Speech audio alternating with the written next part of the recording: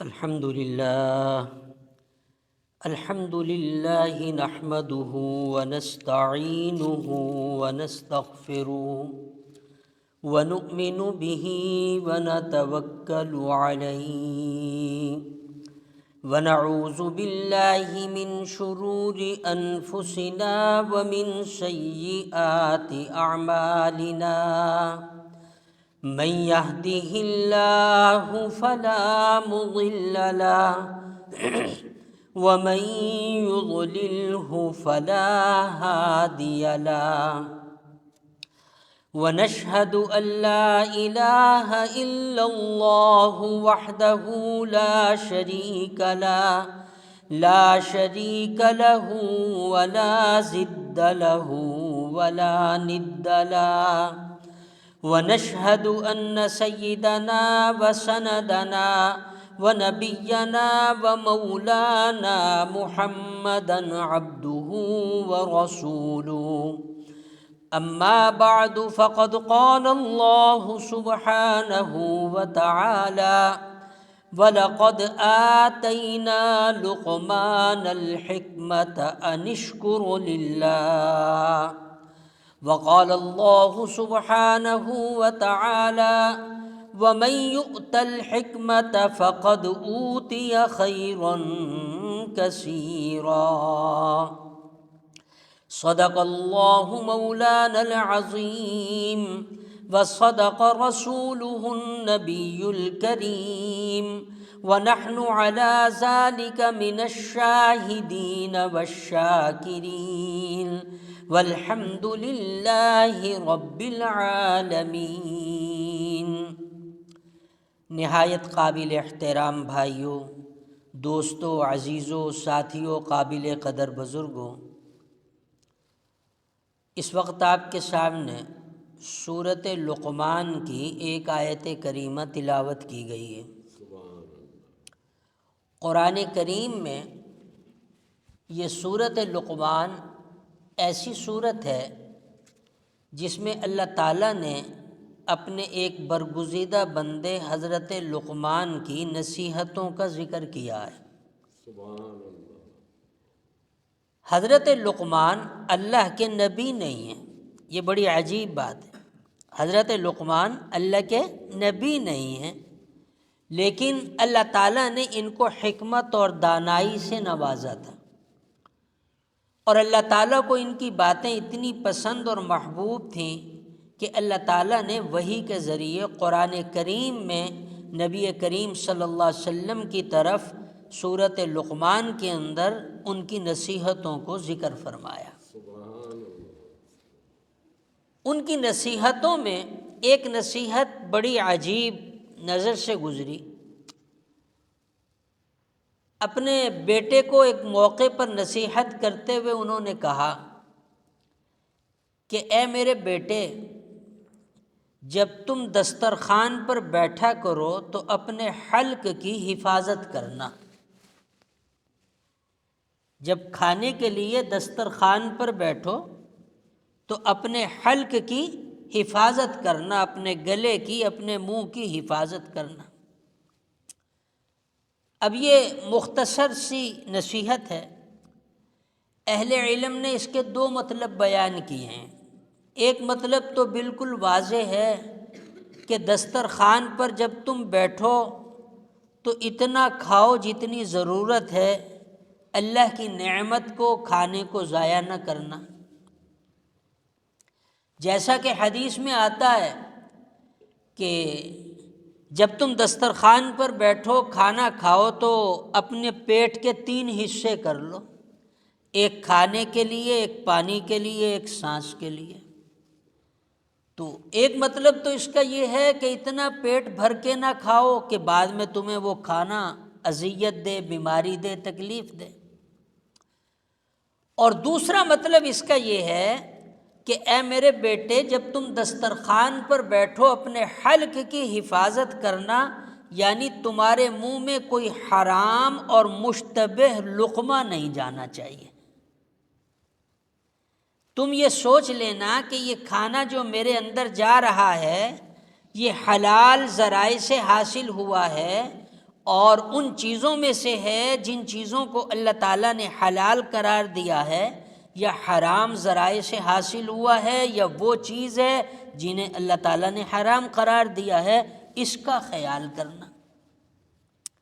اب سوال یہ پیدا ہوتا ہے کہ ان دونوں باتوں کے اندر ہمارے لیے نصیحت کیا ہے؟ ایک تو یہ سمجھیے، جیسا کہ حدیث میں نے ابھی ذکر کیا، تو علماء نے لکھا ہے کہ جب آدمی دسترخوان پر بیٹھے تو کھانا کھاتے کھاتے ایک موقع ایسا آتا ہے کہ انسان کے اندر کا الارم بجتا ہے، اور اندر سے ایک آواز اٹھتی ہے کہ اور کھاؤں یا نہ کھاؤں۔ آپ تجربہ کر کے دیکھ لیں، آپ شادی کے کھانے پہ بیٹھے ہیں جس پر 10 قسم کے کھانے دسترخوان پر موجود ہیں، آپ کھانا کھا رہے ہیں، کچھ کھانا آپ نے کھا لیا، کچھ ڈشیں باقی ہیں، لیکن اندر سے ایک الارم بجنا شروع ہوتا ہے کہ اور کھاؤں یا نہ کھاؤں۔ فرمایا جب یہ الارم اندر بجے کہ اور کھاؤں یا نہ کھاؤں، یہ اللہ نے قدرت کا معدے میں دماغ میں الارم لگایا ہے کہ تمہارے جسم کی ضرورت پوری ہو گئی ہے، اب ہاتھ کھینچ لو۔ جو آدمی اس الارم پر ہاتھ کھینچ لے گا وہ کبھی حکیموں اور ڈاکٹروں کے پاس نہیں جائے گا۔ ہر کھانے میں یہ کیفیت پیدا ہوتی ہے، کھانا کھاتے کھاتے ایک روٹی 1.5 روٹی کھائی، پھر اندر سے آواز آئے گی کہ نہیں یار بس کر، دوسری آواز آئے گی نہیں یار یہ حلوہ پڑا ہوا ہے، یہ متنجن پڑا ہوا ہے، یا ابھی کباب تو کھایا نہیں، یہ کھا لے۔ تو جب یہ الارم بجے، جو اس وقت ہاتھ کھینچ لے گا، فرمایا اس کی صحت جو ہے وہ ٹھیک رہے گی، اسے حکیموں اور ڈاکٹروں کے پاس نہیں جانا پڑے گا، یہ قدرت نے لگایا ہوا الارم ہے۔ اور دوسری چیز یہ فرمائی کہ جب آدمی حرام یا مشتبہ لقمہ لیتا ہے، کھانا کھاتا ہے، تو اس کے کچھ اثرات انسان کی زندگی میں واضح طور پر نمایاں ہوتے ہیں۔ ایک اثر تو یہ ہوتا ہے جس کا حدیث کے اندر بھی ذکر آیا ہے کہ سب سے پہلے اللہ تعالیٰ اس کی کوئی دعا کو قبول نہیں کرتا۔ وہ رو رو کے آنسو بہا بہا کے اللہ تعالیٰ سے مانگتا ہے، مگر اس کی دعا کی قبولیت جو ہے وہ ختم ہو جاتی ہے۔ اسی وجہ سے حدیث میں ایک موقع پر حضور نے فرمایا کہ 3 بندے ایسے ہیں جن کی دعا اللہ تعالیٰ رد نہیں فرماتے۔ ایک مسافر کی دعا رد نہیں کرتے، ہم سفر کے اندر دعا کا اہتمام نہیں کرتے۔ ہم نے دیکھا ہے کہ ہمارے بعض بزرگ، بعض اساتذہ صرف اس لیے سفر کرتے تھے کہ سفر میں دعا قبول ہوتی ہے اور میری فلاں حاجت ہے، میں سفر میں جا کر اللہ سے یہ حاجت پوری کروانی ہے، اس لیے سے سفر کرتے تھے۔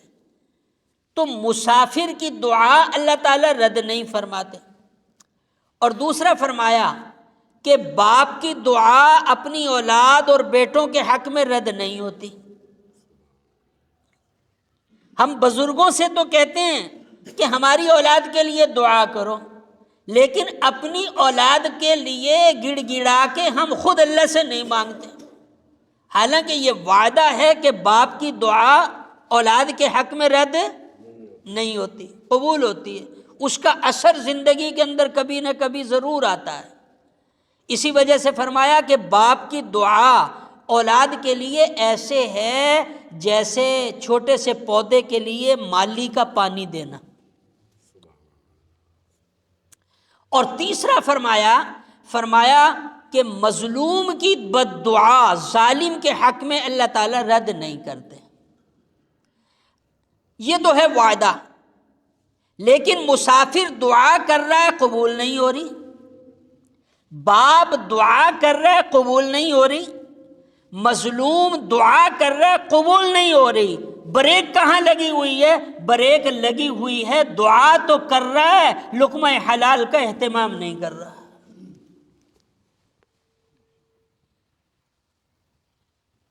تو لقمہ حلال کا اہتمام نہ کرنے سے حدیث میں واضح طور پر آیا کہ ایک آدمی لمبے لمبے سفر کرنے والا ہے اور بکھرے ہوئے اس کے بال ہیں اور اللہ کے سامنے وہ ہاتھ پھیلا کے ربی ربی کہتا ہے، وَمَلْبَسُهُ حرام، لباس اس کا حرام ہے، وَمَطْعَمُهُ حرام، کھانا اس کا حرام ہے، فَأَنَّا يُسْتَجَابُ، حضور کے الفاظ ہیں کہ اس کی دعا کیسے قبول ہوگی؟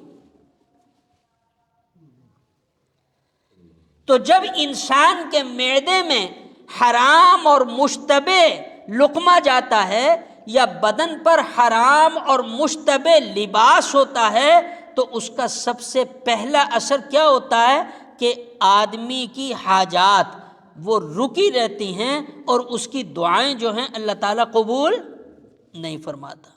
یہ اتنا بڑا نقصان ہے۔ اور دوسری چیز فرمائی کہ جب حرام لقمہ آدمی کھاتا ہے تو آدمی کی طبیعت کے اندر سستی اور غفلت پیدا ہو جاتی ہے۔ زندگی کے اہم کام نمٹانے ہیں، نمٹ سکتے ہیں، حالات بھی درست ہیں، لیکن سستی کی وجہ سے وہ کام نہیں کر پا رہا۔ کل کر لوں گا، پرسوں کر لوں گا، کیا وجہ؟ وجہ یہ ہے کہ لقمہ حرام پیٹ کے اندر ہے، اس نے انسان کے اندر سے چستی کو ختم کر دیا، غفلت اس کے اوپر چھا گئی۔ اور آسان زبان میں یوں کہہ لو کہ آج کل کی اصطلاح کے اعتبار سے کہ حرام لقمے نے اس کو برائلر بڑھا دیا۔ اور جیسے برائلر کی غذا میں حلال حرام ہر قسم کی چیزیں چل رہی ہیں تو وہ کیا ہے، اٹھ بھی نہیں سکتی، بیٹھی ہوئی ہے، سست ہے، اس کو کھانے والے سست ہیں۔ تو حرام لقمے سے سب سے پہلی چیز کیا کہ دعا قبول نہیں ہوتی، دوسری چیز کہ انسان کی طبیعت کے اندر سستی اور غفلت اس کے اندر پیدا ہو جاتی ہے، بڑے بڑے کاموں کو وہ نظر انداز کر دیتا ہے، بڑے بڑے معاملات کو وہ نظر انداز کر دیتا ہے، حالانکہ اس کا کرنا اس کے لیے ضروری ہے۔ اور تیسرا نقصان حرام لقمے سے یہ ہوتا ہے کہ جب معدے میں حرام لقمہ جاتا ہے تو پھر انسان کے اندر گناہ کبیرہ کے خیالات پیدا ہوتے ہیں۔ حرام لقمہ کھائے گا، زنا کے خیال دل میں پیدا ہوں گے، حرام لقمہ کھائے گا، بد نگاہی پیدا ہوگی، حرام لقمہ کھائے گا، ہر قسم کی برائی کا خیال جو ہے انسان کے دل کے اندر آئے گا۔ اور آپ اس کے اثرات دیکھ رہے ہیں۔ ایک موقع پر فرمایا جب کوئی نوجوان مرد یا عورت عبادت کی طرف مائل ہوتا ہے، دینداری کی طرف مائل ہوتا ہے، اللہ کے راستے کی طرف چلتا ہے اور اس کے اندر دینداری کے جذبات رونما ہوتے ہیں، زندگی کے اندر تغیر اور تبدیلی اس کے اندر آنی شروع ہوتی ہے، تو شیاطین کا جو سب سے بڑا سردار ہے جس کا نام ابلیس ہے، وہ اپنے کارندوں کو، اپنی فوج کو اس نوجوان کی تحقیق کے لیے بھیجتا ہے اور کہتا ہے کہ جا کے دیکھو یہ نوجوان جو دینداری کی طرف آ رہا ہے یا جو عورت دینداری کی طرف آ رہی ہے، اس کا لقمہ حلال ہے یا حرام ہے، اس کا لباس حلال ہے یا حرام ہے۔ اگر اس کو یہ اطلاع ملتی ہے کہ عبادت تو یہ بہت کر رہا ہے لیکن اس کا لقمہ حلال نہیں ہے، لباس اس کا حلال نہیں ہے، تو پھر وہ انہیں کہتا ہے بھئی تمہیں اس کے پیچھے جانے کی ضرورت نہیں۔ اللہ کے ہاں نہ اس کا فرض قبول ہے، نہ اس کا نفل قبول ہے، نہ اس کی عبادت اس کی زندگی کے اندر کوئی اثر جو ہے وہ پیدا کرے گی، اس لیے اس کے پیچھے جانے کی ضرورت نہیں۔ اب آپ اندازہ لگائیے، شیطان کو بھی پتہ ہے کہ اس کو ورغلانا اور اس کے کاندھے پہ سوار ہونا ہمارے لیے کوئی مشکل نہیں، اور اس کی عبادت کا اس کو کچھ بھی کوئی فائدہ نہیں ہوگا۔ نبی کریم صلی اللہ علیہ وسلم کے خادم ہیں حضرت انس رضی اللہ تعالی عنہ. گزشتہ 1-2 جمعے میں نے ان کا تذکرہ کیا تھا. ایک دفعہ انہوں نے نبی کریم صلی اللہ علیہ وسلم سے درخواست کی کہ یا رسول اللہ صلی اللہ علیہ وسلم مجھے کوئی ایسا نسخہ بتلا دیں، ایسا طریقہ بتلا دیں کہ میں مستجاب الدعوات بن جاؤں. جب میں اللہ سے ہاتھ اٹھا کر دعا کیا کروں تو اللہ تعالیٰ میری دعا کو رد نہ فرمائے. اب حضور سے کون درخواست کر رہا ہے؟ ایک نوجوان ہے، کیونکہ 10 سال کی عمر میں یہ حضور کی خدمت میں آئے ہیں اور 10 سال حضور کی خدمت میں رہے ہیں، تو گویا 20 سال کی جب ان کی عمر تھی تو حضور دنیا سے پردہ فرما گئے تھے، رخصت ہو گئے تھے، تو بھرپور جوانی تھی. اب یہ نوجوان بچہ حضور سے اپنے آقا سے کہہ رہا ہے کہ مجھے ایسی نصیحت فرمائیے کہ میں مستجاب الدعوات بن جاؤں. تو حضور صلی اللہ علیہ وسلم نے حضرت انس اپنے خادم کو یہ نصیحت فرمائی کہ اے انس اپنے کھانے کو حلال کر لے، تو مستجاب الدعوات بن جائے گا. اپنے آپ کو مشتبہ اور حرام چیزوں سے تو بچا تو اللہ تعالیٰ تیری دعاؤں کو کیا کریں گے؟ قبول کریں گے. گزشتہ 300-400 صدی کی تاریخ میں ایک اللہ والے گزرے ہیں حضرت علی بن مدینی رحمۃ اللہ علیہ.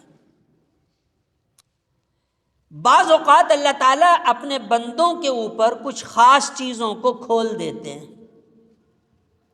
آپ اس کو سائنس کے اصول کے اعتبار سے تو ثابت نہیں کر سکتے، لیکن صاحب مشاہدہ جس کے آگے سے وہ چیز گزری ہوتی ہے اس کو اس کا یقین ہوتا ہے کہ میں نے اس کا مشاہدہ کیا. تو حضرت علی بن مدینی رحمۃ اللہ علیہ یہ کہتے ہیں کہ میرے والد کا انتقال ہو گیا، تو میرا معمول تھا کہ جب مجھے موقع ملتا میں اپنے والد کی قبر پر جایا کرتا تھا.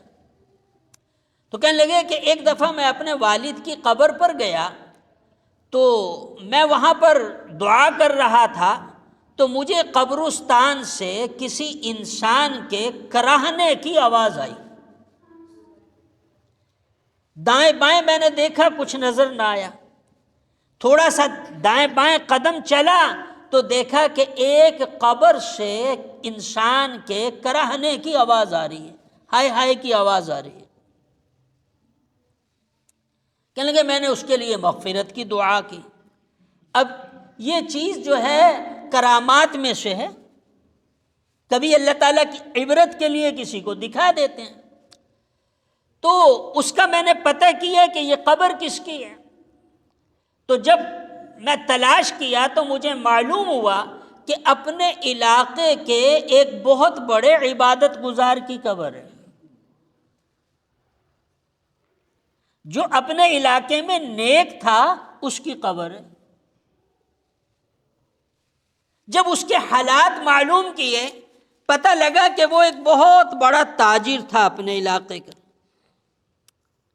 پہلے اس کی زندگی دینداری کی نہیں تھی، اللہ نے اسے دینداری عطا فرمائی، نماز روزے کا پابند ہو گیا، عبادات کا پابند ہو گیا.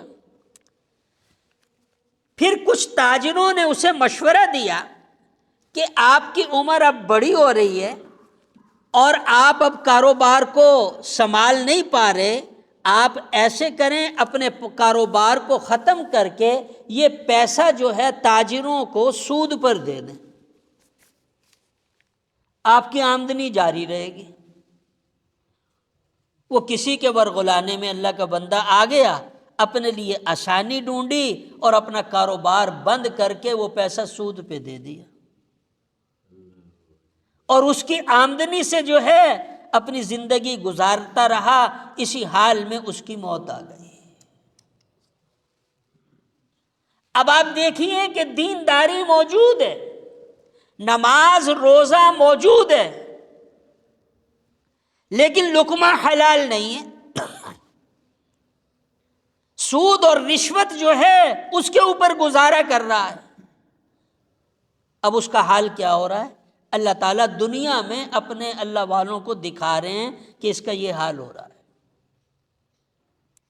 تو یاد رکھیے یہ 3 بنیادی چیزیں پیدا ہوتی ہیں۔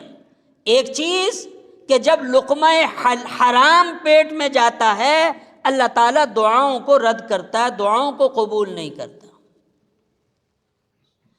دل کے اندر گناہوں کے خیالات کے سمندر جو ہیں وہ موجزن ہو جاتے ہیں، ان میں جوش آ جاتا ہے، دل کرتا ہے کہ یہ گناہ بھی کر لوں، یہ گناہ بھی کر لوں، یہ گناہ بھی کر لوں۔ اور تیسرا، انسان کی طبیعت میں سستی اور غفلت پیدا ہو جاتی ہے۔ اور چوتھی چیز بزرگوں نے بیان فرمائی کہ عبادت کی لذت کا نور اس کے دل سے نکال لیا جاتا ہے۔ قرآن کی تلاوت کرے گا لیکن اس کی نورانیت اس کو نہیں ملے گی، اکتایا ہوا ہوگا۔ روزہ رکھے گا طبیعت اکتائی بھی ہوگی، نماز کے لیے آنا چاہے گا طبیعت اکتائی بھی ہوگی۔ آپ کو زندگی کے اندر کتنی دفعہ ایسا موقع ایسے دوستوں سے ملا ہوگا کہ آپ نماز کے لیے مسجد کے اندر آئے ہیں، آپ کا دوست آپ کے ساتھ مسجد کے دروازے تک آیا ہے، آپ نماز کے لیے آ گئے، وہ مسجد کے باہر دیکھ رہا ہے اذان ہو رہی ہے، تکبیر ہو رہی ہے، نمازی آ رہے ہیں، نماز ہو رہی ہے، اور وہ باہر پلاٹ کے اندر یا مسجد کی دیوار کے ساتھ ٹہل رہا ہے۔ کبھی غور کیا؟ مسلمان ہے، جانتا ہے، اور اس کا ساتھی دوست مسجد کے اندر ہے اور وہ دروازے پہ کھڑا ہوا ٹہل رہا ہے۔ یہ کوئی تو چیز ہے جس نے بریک لگائی ہوئی ہے۔ تو اس کو کہتے ہیں کہ جب لقمہ حرام پیٹ کے اندر جاتا ہے تو عبادت کی لذت ختم ہو جاتی ہے، عبادت کی طرف طبیعت مائل نہیں ہوتی۔ ایک آدمی کو 103 104 ڈگری بخار ہوا ہے، آپ اس کے سامنے چکن جل فریزی رکھ دیں، اس کے سامنے سیخ کباب رکھ دیں، اس کے سامنے آپ متنجن رکھ دیں، اعلیٰ سے اعلیٰ کھانے رکھ دیں، وہ سب کھانے لذیذ ہیں مگر اس کا کھانے کو دل نہیں کرتا۔ اسی طریقے سے جب لقمہ حرام کا ٹمپریچر انسان کے اندر ہوتا ہے تو نیکی کا زردہ اور پلاؤ اور نیکی کی بریانی اس کو اچھی نہیں۔ یہ وجہ ہے نیکی اچھی نہ لگنے کی۔ اور ایک اہم خرابی پیدا ہوتی ہے، اور وہ خرابی کیا ہے کہ جب حرام لقمہ پیٹ کے اندر جاتا ہے تو میرے عزیزوں اس انسان کے اندر سے شجاعت اور بہادری ختم ہو جاتی ہے، اس میں قوت فیصلہ باقی نہیں رہتی، وہ حق بات پر ڈٹ نہیں سکتا، اس کے پاؤں کے نیچے ریت ہوتی ہے، شجاعت اس کے اندر نہیں ہوتی، بہادری اس کے اندر نہیں ہوتی، اہم فیصلے کرنے کی طاقت اس کے اندر نہیں ہوتی۔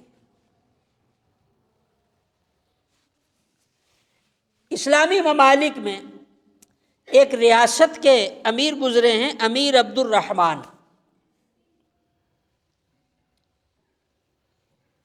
ان کو اطلاع ملی کہ مملکت کی سرحد کے اوپر دشمن فوج نے حملہ کر دیا۔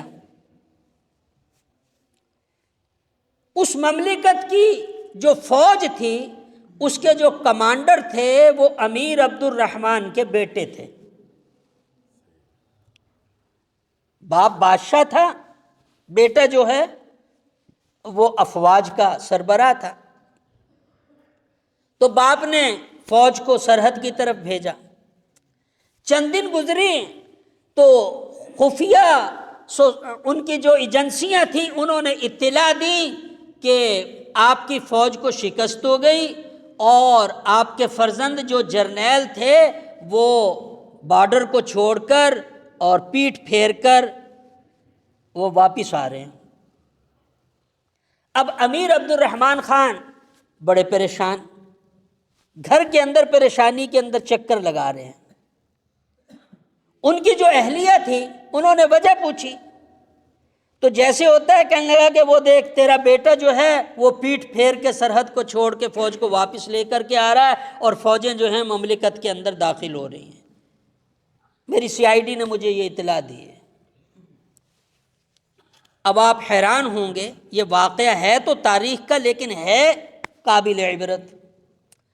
وہ عورت بڑی قوت سے کہتی ہے امیر محترم آپ کو اطلاع غلط ملی ہے، میرا بیٹا جان دے سکتا ہے، پیٹھ پھیر کے نہیں آ سکتا۔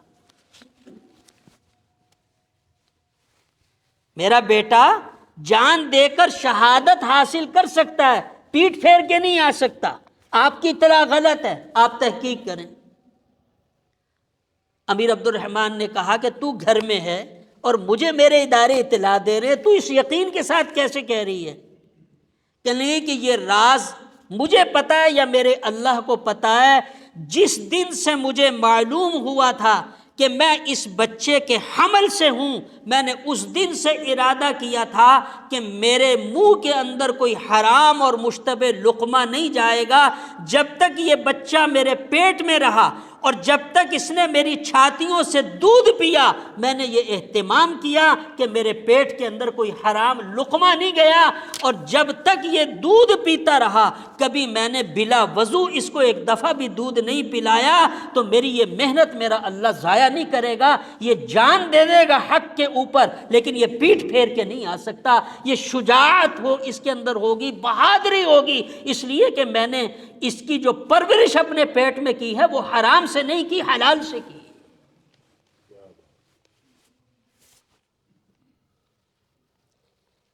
تو حرام لقمہ جب اولاد کے پیٹ کے اندر جاتا ہے تو میرے عزیزوں اس اولاد کے اندر سے شجاعت اور بہادری کا نور اس کے دل سے اٹھا لیا جاتا ہے۔ ایک اور بڑا سچا واقعہ سنا کر بات ختم کروں۔ آپ نے نام سنا ہوگا، فقہ کے امام ہیں امام شافعی رحمۃ اللہ علیہ۔ دوسرے امام ہیں امام احمد ابن حنبل رحمۃ اللہ علیہ۔ جیسے بر صغیر میں قرآن و سنت کے جو مسائل حضرت امام ابو حنیفہ رحمۃ اللہ علیہ نے قرآن و سنت سے بیان کیے ہیں، ہماری اکثریت بر صغیر پاکستان، انڈیا، بنگلہ دیش، افغانستان، یہ دور تک کا جو پورا علاقہ ہے یہ فقہ حنفی پر عمل کرتا ہے۔ امام شافعی رحمۃ اللہ علیہ مصر میں تھے، پورا مصر شافعی المذہب ہے، وہ ان کے مسلک پر عمل کرتے ہیں، ان کی تحقیق پر عمل کرتے ہیں۔ اور یہ پورا خلیجی ممالک جو ہیں سعودی عرب سمیت، یہ امام احمد ابن حنبل رحمۃ اللہ علیہ کی فقہ کے اوپر عمل کرتے ہیں، ان کی تحقیق پر عمل کرتے ہیں۔ تو امام شافعی رحمۃ اللہ علیہ یہ استاد ہیں اور امام احمد ابن حنبل رحمۃ اللہ علیہ شاگرد ہیں۔ احمد ابن حنبل مدینہ منورہ کے رہنے والے ہیں، باشندے ہیں، اور امام شافعی رحمۃ اللہ علیہ مصر کے رہنے والے ہیں۔ تو دیکھیے علماء کہاں کہاں سے علم حاصل کرنے۔ اب یہ مدینہ منورہ جو مرکز تھا امام شافعی رحمۃ اللہ علیہ کے پاس، مصر میں علم حاصل کرنے کے لیے گئے، تو وہاں سے فارغ ہو کر کے جب آئے تو بہت عرصہ گزر گیا، مصر سے امام شافعی رحمۃ اللہ علیہ نے احمد ابن حنبل کے نام ایک رقہ کسی قافلے کے ساتھ بھیجا کہ بھئی شافعی تم جب سے ہم سے فراغت حاصل کر کے گئے، علم حاصل کر کے گئے، تم دوبارہ ملنے کے لیے ہی نہیں آئے، تمہیں ملنے کے لیے آنا چاہیے۔ تو لکھا ہے کہ امام احمد ابن حنبل رحمۃ اللہ علیہ نے جب سفر کا ارادہ کیا اس وقت پورے عالم عرب کے اندر ان کی فقہ پھیل چکی تھی اور ان کا مستند عالم ہونا لوگوں میں مشہور ہو گیا تھا، بادشاہ بھی عزت کرتے تھے۔ تو انہوں نے اپنے استاد کی ملاقات کے لیے مصر کا سفر کیا۔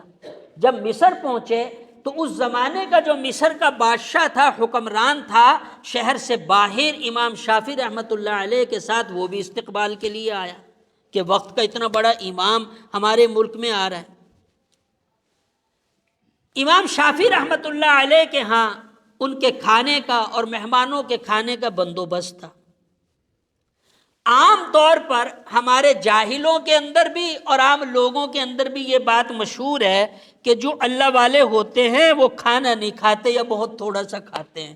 ارے بھائی انسان ہے، جیسی ان کی ضرورت ہے ویسے کھانا کھائیں گے وہ، لیکن کھائیں گے شریعت کے مطابق، ہماری طرح جو ہے نا پوری پلیٹ بھر کر آدھا کھا کے آدھا نہیں چھوڑیں گے۔ تو امام شافعی رحمۃ اللہ علیہ کے دسترخوان پر جب کھانا لگایا گیا تو لوگ اپنی ضرورت پوری کر کے کھانا کھا کر کے اٹھ گئے، لیکن امام احمد ابن حنبل مسلسل کھانا کھاتے رہے۔ ایک واقعہ یہ پیش آیا، پھر دوسرا واقعہ پیش آیا کہ اس وقت گھروں کے اندر لیٹرینیں نہیں ہوتی تھی، مہمان آتا تھا اس کے لیے پانی کا بندوبست، استنجے کا بندوبست کر دیا کرتے تھے کہ رات کو ضرورت پڑے گی استعمال کر لیں گے۔ صبح جب ہوئی اور نماز کا وقت ہوا تو کیا دیکھتے ہیں کہ احمد ابن حنبل رحمۃ اللہ علیہ جو ہیں انہوں نے پانی ہی استعمال نہیں کیا، تو اس کا مطلب ہے کہ انہوں نے وضو ہی نہیں کیا۔ اب امام شافعی رحمۃ اللہ علیہ کی بیٹیاں گھر میں تھی، بڑی بھی چھوٹی بھی، وہ کہنے لگی کہ آپ تو بہت تعریف کر رہے تھے احمد ابن حنبل کی، رات انہوں نے اتنا کھانا کھایا اور پھر ساری رات سوئے رہے، انہوں نے وضو بھی نہیں کیا۔ اب استاد اور شاگرد میں بے تکلفی ہوتی ہے۔ نماز سے فارغ ہوئے تو امام شافعی رحمۃ اللہ علیہ نے ہنستے ہوئے احمد ابن حنبل سے کہا بھی میری بیٹیاں یہ اعتراض کر رہی ہیں۔ تو احمد ابن حنبل رحمۃ اللہ علیہ نے جو بات عرض کی وہ بڑی عجیب تھی اس موضوع سے متعلق۔ فرمانے لگا کہ ہماری بہنیں ٹھیک کہہ رہی ہیں، غلط نہیں کہہ رہی، میں نے کھانا بہت زیادہ کھایا اور ضرورت سے زیادہ کھایا۔ فرمایا اس کی وجہ یہ ہے کہ جب میں آپ کے دسترخوان پر بیٹھا، اللہ تعالیٰ نے میری آنکھوں کے سامنے سے پردہ ہٹایا، میں کیا دیکھتا ہوں کہ اس دسترخوان سے ایک روشنی اٹھ رہی ہے جو آسمان کی طرف جا رہی ہے۔ اس کھانے سے ایک روشنی اٹھ رہی ہے، نور اٹھ رہا ہے جو آسمان کی طرف جا رہا ہے۔ تو میرے دل نے یہ گواہی دی کہ ایسا پاکیزہ کھانا پتہ نہیں مجھے زندگی میں پھر ملے گا یا نہیں ملے گا، اس لیے جتنا کھا سکتا ہوں کھا لوں، اس لیے میں نے وہ کھانا زیادہ کھایا۔ پھر جب وہ میں نے کھانا زیادہ کھایا تو زیادہ کھانے کی وجہ سے تو بدہضمی ہونی چاہیے تھی۔